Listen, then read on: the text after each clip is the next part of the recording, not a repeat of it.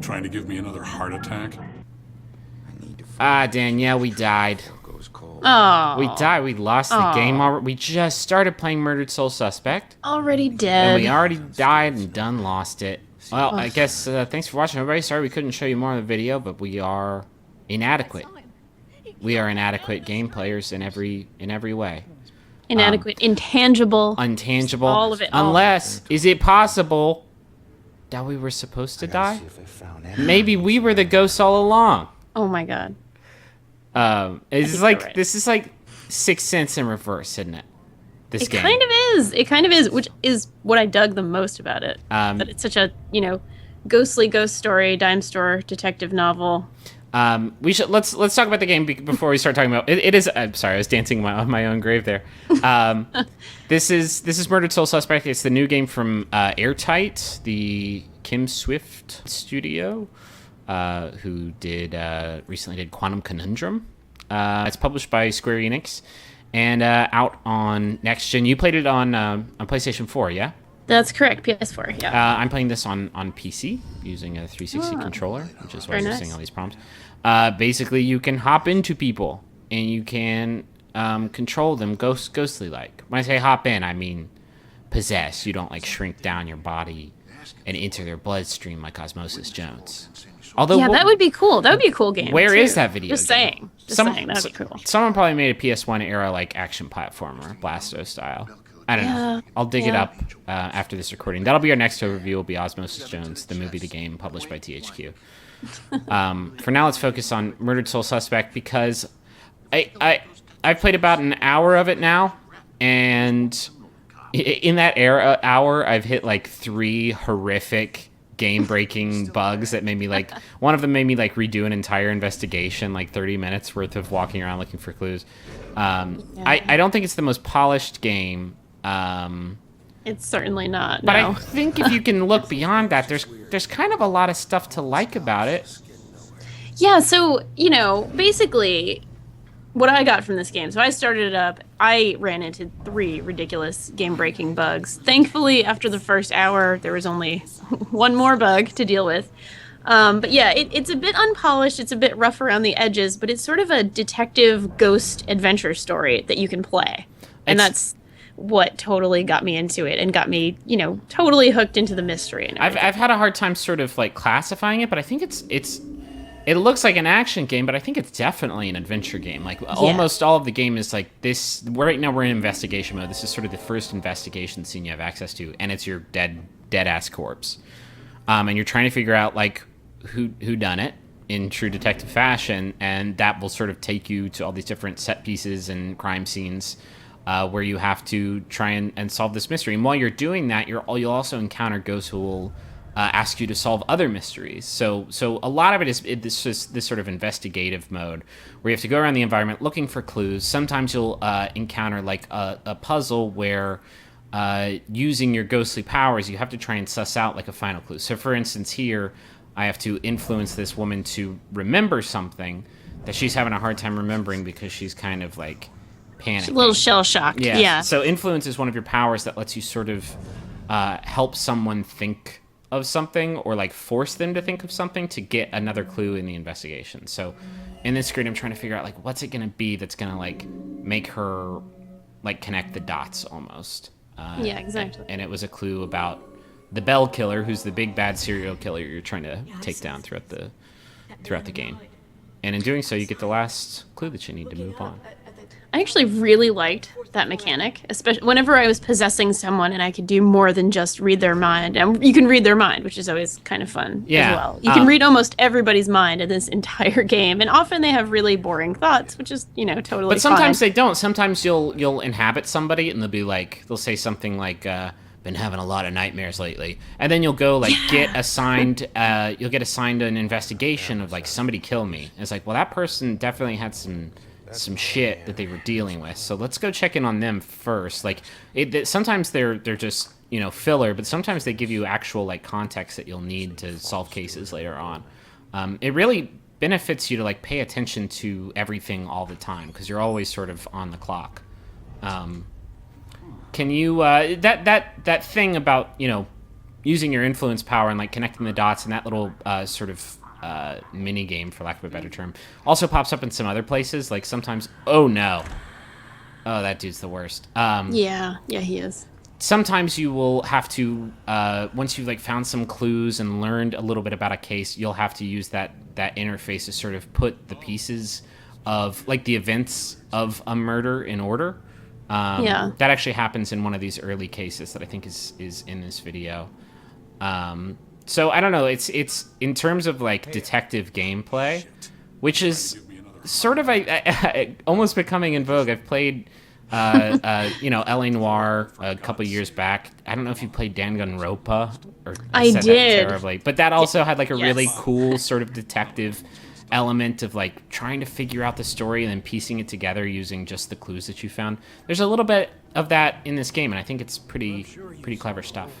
Yeah, it's really fun. And one of the things about this game that I think it bothered a lot of people apparently, but it didn't bother me at all, is that it never gets horribly, terribly difficult. No. You know, basically, it's always going to be, if you're paying attention, you're going to be able to figure it out. But that really worked for me because it just meant the game is fairly fast-paced. You're just kind of going through, you're just trying to explore the story, and you're able to sort of get all these little extra details, especially if you talk to all the other ghosts and sort of solve their problems and things like that. That's kind of the point of this game, it feels like. It's just sort of be a ghost and be a ghost detective. The detective stuff does get a little bit obtuse at times because sometimes it'll like you're trying to jog somebody's memory about like this terrible thing that they witnessed, and in doing so you're presented with like a lot of clues, and sometimes it seems like more than one of the answers is the right answer. That to me was like the L.A. Noire trap of show the piece of evidence that proves this person's lying, and it'll show you a list, and then there's like 3 or 4 things on that list that could ostensibly be used to prove they were lying, but the game's only looking for the one thing because it's a video game, and it's looking for the solution. So it runs into a little bit of that, but I think for the most part it is pretty simple. But I don't know, I've enjoyed it so far. The characters are also surprisingly like pretty good. You pointed this out in your review, but Ronan could not be more like, rough voiced, ghost, tattooed. But he's actually, I mean, he's wearing a goddamn fedora. He is. He's like actually kind of likable. Like his plight is sort of, the game starts out and you're thrown out of a window and you switch to ghost mode after that, but your body's not dead, and you watch the person like put the final few bullets into you, and you're totally helpless to do anything about it. And like from that moment you're like, man, dude, bad day. Things aren't going well for old sucks, Ronan dog. here. I could not have been more shocked with how much I found myself sort of identifying with Ronan, even though, I mean, seriously, he's wearing a fedora and his little vest, and his name is Ronan O'Connor, and he's a gruff cop with a, tough background, and just the whole thing is just so very, stock character, stereotype character. But he's actually, what really kind of got me, not only is he obviously in a terrible situation, he's killed, all these things happen to him, he's actually really gentle and empathetic with other people, with other ghosts, who are trying to figure out what happened to them. He's like, okay, let me help you. He's very much like this really likable, almost gentlemanly character, despite the way he's sort of set up. And the way he's dressed. And the way he's dressed, everything about the art around sort him, of, with the cigarette, the omnipresent cigarette, and the, It leads you into that a little bit, because the opening of the game shows like how he was like this criminal, a car thief, and he had this life of crime, and he turned it all around, and then his wife died, and then he died. So I don't know. It does a lot of actual, like, pretty good character development in not a lot of time, which I think is pretty impressive. And it really works with the sort of dime store detective novel, pulp novel. It's super B-movie-ish. This crime, like this first crime that I've started solving, which like my first step in solving this crime was I jumped into an old man's brain. He was like, yeah, my wife killed her. I was like, I don't know why that... Ooh, I'm in the fridge.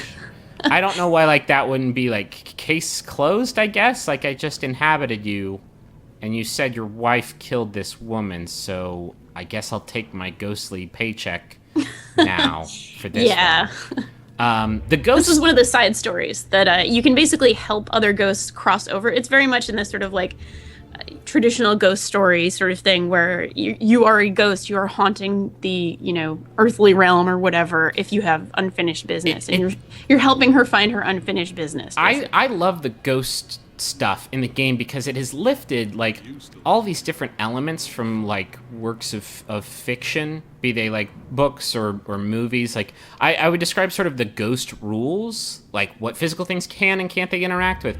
It's sort of a blend between like Sixth Sense and the actual movie Ghost. It totally is, yeah. Because like possession and such, yeah. Like you can't walk through walls. Why can't you walk through like the outer walls of buildings? Well, because you're in Salem, and in order to fight off witches, they consecrated these buildings. So the outside you can't go through unless there's an open door or open window. Kind of got like almost like a vampire lore vibe to it. But once you're inside, like you can walk through anything and you can inhabit stuff, and you can use poltergeist skills to like mess with the TV. Like it has like a set of rules that I think is actually kind of interesting. I don't do so good at the detectiving here. Oh, that's okay. You're never really punished exactly in the game, which I think is fine. You have those intuition points, which are those 3 counters. That's true. I've yet to burn through all 3 of them. I think that's sort of like your lives. But like I got some pretty good clues here. This woman was murdered by these 2 old people, and then they buried her out in this quarry. And I found like a shovel. I was like, well, he probably used the shovel to... No, that wasn't the clue that it was looking for. This is kind of like the obtuseness that I was talking about. Sure, yeah. I don't know, like that seems like it could have been the next step is they use a shovel to bury them, but no, it's actually like the very first clue you got. It's some of this stuff is not as clear as other stuff, but I think when it works, it works pretty well. I thought so too. It's also refreshing just to that it's not just like another like action game. There are sequences where demons will hunt you down, but most of the time you just kind of have to hide and wait for them to pass, and you can tear their ghostly hides and a new one, but it's mostly based around staying out of sight, or else they'll fully dementor you. Yeah, there's actually a lot of stealth in this game, especially as you kind of go on, and the stealth sections where you are there are stealth sections where you're guiding a companion. There's actually a character. This isn't much of a spoiler because this happens, sort of in the first hour of the game. There's a character who's a medium, and she can talk to you, and that's kind of a lot of where the movie Ghost comparisons come into. The Whoopi Goldberg character almost. Is she voiced by Whoopi Goldberg? Did they get? She's not. I believe she's voiced by someone. Oh God. You know what? I'll have to look this up. But she's actually a famous actress, the young woman who plays... Whoopi Goldberg's a famous actress. Joy. Are you sure it's not Whoopi Goldberg? She is, but she's younger. She's quite a bit younger. She's like a young Whoopi Goldberg? A young Whoopi... Is it possible they took just the audio from the movie Ghost that Whoopi Goldberg did? Oh my God. That would be incredible. Video gamed it. I would play that game. I would play that game super hard. See you in heaven. I love Ghost. God. They never say... Not gonna lie. They don't say, because you run into your dead wife at the very beginning of the game, but is she in heaven? They say something about a bridge, and that made me think of the Rainbow Bridge, which is where pets go when they die. And it's like, are we just going, is it the same bridge? We're going to go see the dog. I haven't seen any dead dogs yet, but maybe there are cats in this game, which is another really cool thing. You can possess cats, and you can kind of see the little cat butt as it's running along. It's really cute, and you can meow. It's not cute. You're making the cat do shit that it probably doesn't want to do. It's true. The cat's not very happy with you when you do this. But it's necessary to get to... there's some sort of traversal puzzles that are, okay, so all the doors are locked. Just like you're saying. All the walls are consecrated here, and all the doors are locked. So how do I get up to this ledge, or how do I get up to this particular piece of the level? And you have to use a cat. Use a cat. Magic. I like that. I'm into it. It's pretty cute and clever, actually. We should talk a little bit about those rough edges that we alluded to before, because they really are at the beginning of the game, at least they are oppressive. I ran into 2 in the same investigation that made me have to turn off the game and load it back up, and only once did I have to start the whole investigation over. But it's as bad as you find a guy looking at his notebook, and then you possess him to take a look at the notebook, and then the game freezes up and won't let you do anything. And it's I have to do that. Work. I have to do that to pass on. It's not I got stuck in an environment. That's something I need to do, and the game is not letting me do that. I was quite worried in the first hour, to be honest. When Yeah. I was playing this game, I was like, oh god. I was 10 seconds away from sort of, emailing my editor being like, I don't think it makes a great first impression or second impression. But Yeah. the third impression it makes, it's starting to turn around for me. I'm starting to get like into it a little bit. Like things are starting to unfold. The mystery of the it. mystery. And I am kind of digging it in a way that I sometimes dig games that maybe aren't great, but they're so like well-intentioned and charming and original that like I'm willing to forgive a lot. This sucks. Oh, demon arms. Yeah. Arms are the These are the worst. worst. I mean, these again, like we talk about, like borrowing shit from other fiction. Like this looks so dementory. Like, It really does. a Yeah. big black veiled ghoul, like pulling your It's all soul. mouth. Yeah, like I don't know. I like a game, or really like any like work of entertainment that has like rules to it. And this game has like a lot of rules around how ghosts work, and that I think is like my favorite thing overall. Like this world, this universe, like has come up with almost like mechanics for the afterlife, and I don't know, I dig that. Yeah, I totally dig that too. It's all the, internal consistency of it. It all kind of makes sense within this funky version of Undead Salem. Although it is frustrating when you are like walking through walls and then you hit a wall you can't walk through, and it's like, And you're like, oh, come on. Why did you guys have to consecrate this one Yeah, wall? it's like, what's up with that? Do you think it's just load-bearing walls? They have to consecrate those.